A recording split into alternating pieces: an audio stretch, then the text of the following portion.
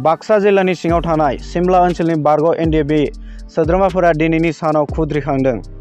सिमला ओनसोलनि बारग' एनडिएफबि सोद्रोमा बिथांमोना दिनै 9 आगस्ट खालाराव मोनसे खौरांगिरि मेल खुंनानै एनडिएफबिनि गायसनगिरि आफादगिरि रन्जन दैमारिजों लोगोसे जोबथेसालियाव थाबोनाय सोद्रोमाफोरखौ उदां अख्राङाव लाबोनांगौनि गोख्रों दाबि दैखांदों।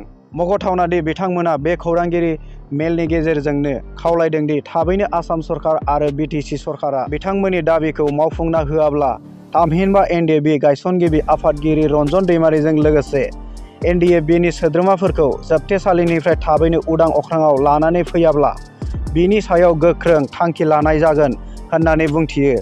लोगोसे फिन रेल लामा राजा लामा जथेनाय बायदि बायदि हाबाफारि लानो गोनां जागोन होननानैबो बुंथियो।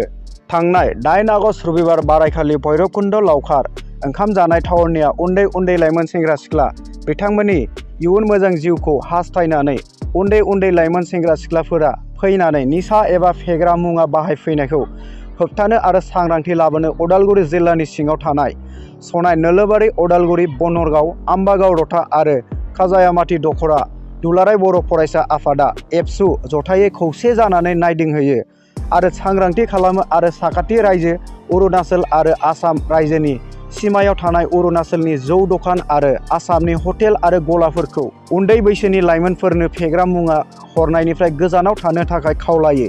मानोना गोबाव समनिफ्रायनो आसाम आरो भुटान सिमनानि लावखार ओंखाम जानाय भैरबकुन्द ओनसोलाव उन्दै लाइमोन गथ'फोरा थांनानै जौ लोंनानै बायदि भाइरेल जानायखौ नुबोबाय थानाया बांलांनो हमगासिनो। दुलाराय बर' फरायसा आफादा बेनि सांग्रांथि लाबोदों। आसामनि सावस्रि बिफाननि मन्थ्रि केशव महन्तआ दिनै कभिडनि गोदान एसअपि फोसावना होदों। गलाघाट आरो लखिमपुर अनगायै आसामनि गासैबो जिल्लायाव फुंनि 5 बाजि रिंगानिफ्राय मोनानि 5 बाजिसिम गासैबो खुला थागोन। मोनाबिलि 6 बाजिनिफ्राय कारफिउ थागोन। गलाघाट आरो लखिमपुराव बेलासिनि 1 रिंगासिमल' खुला थागोन। बेलासिनि 2 बाजिनिफ्राय लानानै फुंनि 5 बाजिसिम कारफिउ थागोन। मोनसे जिल्लानिफ्राय गुबुन मोनसे जिल्लासिम थांलाय फैलाया सिगांनि बायदिनो बन्द थाफिनगोन। फरायसालिफोरा सिगांनि बायदियैनो गासैबो बन्द थाफिनसिगोन।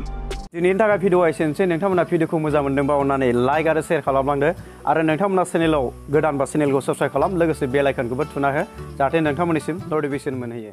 नोंथांमोननिसिम जोबोद गोजोननाय थाबाय।